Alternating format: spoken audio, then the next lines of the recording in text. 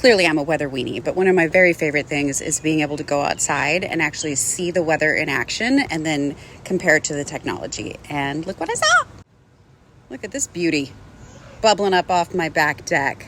Now we're in Hendersonville and we're looking towards downtown. The Batman building is like there-ish. Now look at radar. And look at that, there she is. So see the blue circle and see the arrow.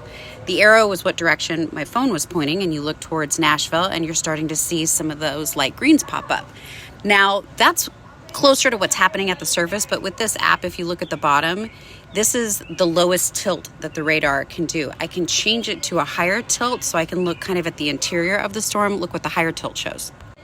Same position. Again, we're just looking higher up, and look as you look towards downtown. Looks a little bit more robust. I know it's not a huge difference, but you're starting to see some of the oranges and the reds.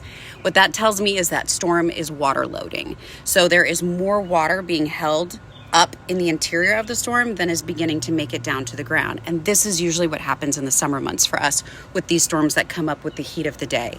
They water load, meaning, right, a lot of water gets held in the top. And when those water droplets cannot be supported by the updrafts, right, the wind that is carrying the moisture upward, when they become too heavy, boom, the whole storm crashes down. I mean, it's like stomping on a styrofoam cup. And it's what can create really quick, strong wind gusts at the surface as the whole thing sort of just scrunches down on itself, and is usually the trigger for more storms to form. And so we'll likely see some of these kind of crashing around Middle Tennessee this afternoon. Science in action, nature in action. It's beautiful.